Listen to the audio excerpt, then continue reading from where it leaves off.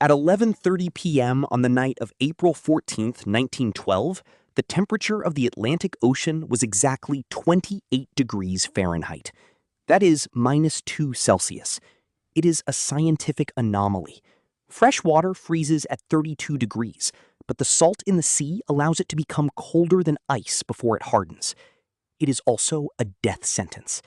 The human body, plunged into water that cold, has approximately 15 minutes of useful consciousness before the heart simply gives up. In exactly 2 hours and 40 minutes from this moment, over 1,500 souls would enter that water. But right now, at 11:30 p.m., no one on board knows this. The band is playing a cheerful ragtime tune in the first-class lounge. The richest man on the ship, John Jacob Astor, has just turned in for the night with his new young bride. And the RMS Titanic, the largest moving object ever built by human hands, is slicing through a flat, black sea at 21.5 knots, utterly blind to what lies ahead. They called her unsinkable. It wasn't a boast whispered in the pubs of Southampton. It was printed in the brochures. It was mathematical certainty. 269 meters of riveted steel, more than 53 meters from keel to funnel. The luxury was so obscene it bordered on the absurd. There were heated swimming pools, Turkish baths, stained glass mirrors that caught the gaslight like captured rainbows, and 2 grand staircases that seemed to descend into the earth itself. The cost, adjusted for time, would be close to $400 million today. And to protect this floating palace, she had a double-bottomed hull and 16 watertight compartments. The math was simple. Even if 4 of those compartments flooded, the ship would float. It was a fortress against the sea. But mathematics, in its cold precision, does not account for human ego or the cruel physics of gravity. You see, those watertight compartments were like ice cube trays. They were sealed on the bottom and the sides, but open at the top. If the ship remained level, they worked. But if the bow dipped just 5 degrees, the water would simply spill over the top of one compartment into the next, and the next, and the next, a cascading, unstoppable chain reaction of disaster. 2 days earlier, the warnings had started. On April 12th, the Marconi wireless room crackled with the first caution: ice ahead. By the morning of April 14th, the airwaves were saturated with them. 7 distinct, urgent messages from nearby steamers. The Baltic gave specific coordinates of a massive ice field. The America warned of 2 enormous bergs directly in Titanic's path. Captain Edward John Smith, a 62-year-old veteran with a white beard and a chest full of medals, acknowledged the messages. He even altered course slightly to the south. But he did not slow down. The ship's engines roared on, consuming the distance to New York at nearly 40 kilometers per hour. The question that has haunted maritime history is not what hit the ship, but why. Why ignore the screams from the ocean? The answer lies not in negligence, but in a psychological trap called the false horizon. The sea that night was a mirror of black ink. There was no moon to illuminate the slopes of an iceberg. There were no waves breaking white against the base of the ice. In these conditions, a berg is invisible until you are practically inside it. Captain Smith and his officers looked out at the flat sea, and their brains, conditioned by years of experience, told them, if it's this calm, we will see it in time. Their confidence was the real iceberg. And confidence is heavier than any steel. At 11:39 p.m., high up in the crow's nest, a man named Frederick Fleet squinted against the wind that was freezing his tears to his cheeks. And then he saw it. Not an object, but a void. A place where the stars just stopped. It was the size of a football field, and it weighed over 1.5 million tons. He smashed the bell 3 times. The clang cut through the silent night like a death rattle. He grabbed the telephone to the bridge. First Officer William Murdoch heard the scream. "Iceberg, right ahead!" Murdoch made a decision in the space of a single heartbeat that has been debated for over a century. "Hard a starboard," he ordered. "Turn the bow left. Swing the stern away." The ship began to respond. But inertia is a law of physics. Even an unsinkable ship must obey. For 37 agonizing seconds, the Titanic glided forward. There was no giant crash. Most passengers sleeping in their warm beds felt nothing more than a gentle shiver, as if the ship had driven over a handful of gravel.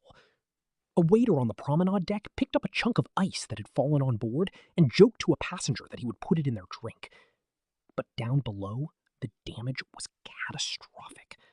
The iceberg did not slice open a long gash.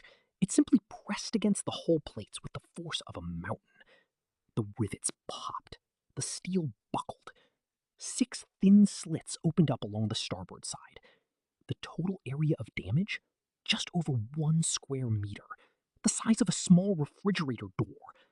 But that small door was 20 feet below the waterline, and the ocean doesn't need an invitation. It only needs time. 20 minutes after the collision, the man who designed the ship, Thomas Andrews, walked the lower decks with a hollow look in his eyes. He did the math in his head, and then he did it again, hoping he was wrong. Wasn't. 6 compartments were flooding. The limit was 4. He found Captain Smith and said the words that shattered the myth. She is going to sink. It is a mathematical certainty. The unsinkable ship had less than 2 hours to live. At midnight, the radio room erupted in a frantic staccato of dots and dashes. Jack Phillips, the senior wireless operator, began sending the distress call, CQD, SOS, over and over into the void. 20 miles away, the RMS Carpathia heard the call and turned hard, pushing her engines to a speed she had never reached before. But she was 58 miles away. Even burning her boilers white hot, she was over 3 hours out, and the Titanic did not have 3 hours. The passengers, however, did not know this. They had been told this ship was a myth, a legend of safety. So when the officers began loading the lifeboats, the first ones lowered away with more empty seats than filled ones. Husbands kissed wives and promised to see them for breakfast. They believed the giant would stay afloat long enough for rescue. They were wrong. It is here, in the freezing dark, that the most haunting mystery of the night unfolds. As the bow dipped and the first distress rockets burst red against the sky, the freezing people on deck saw a light. A real light. A ship. It was the SS Californian, stopped for the night in the ice field just 10 miles away. 10 miles. Close enough that 4th Officer Boxhall pointed to the horizon and assured the frightened passengers, "There is a ship. She will be here soon." But the ship never came.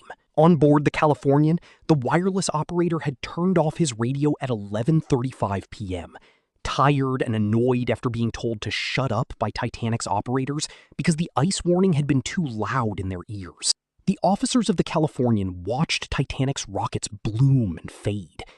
They saw the big liner listing heavily. They woke their captain, Stanley Lord, and told him a ship was firing rockets. Captain Lord looked out at the distant light and asked, "Are they company signals?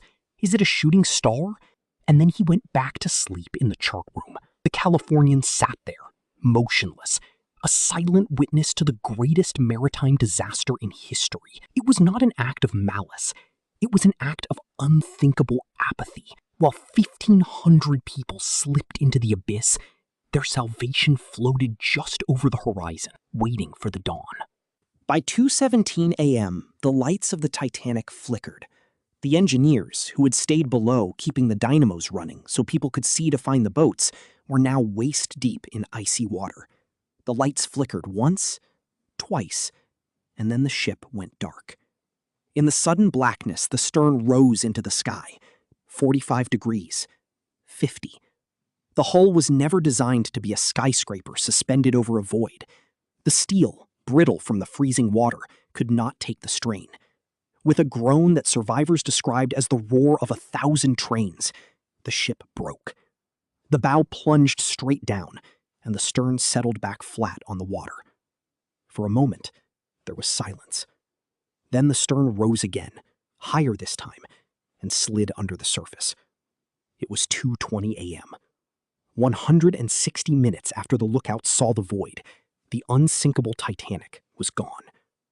All that remained was a field of floating wreckage and a sea that was silent, except for the cries that faded, one by one, into the 28-degree water. At 4 a.m., the Carpathia arrived.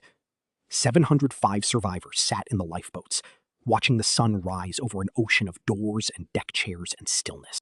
Today, the wreck rests 3,800 meters down, in eternal darkness. Bacteria are slowly eating the iron. By the year 2030, the ghost of the Titanic will likely be nothing more than a rust stain on the ocean floor. And yet, the question remains. Was this a disaster of steel and ice, or was it a disaster of confidence? The warnings were heard and ignored. The binoculars were locked in a cupboard. The nearest ship watched and did nothing. The bulkheads were 3 feet too short. The Titanic did not sink because the ocean was stronger. It sank because the men who built her believed they were.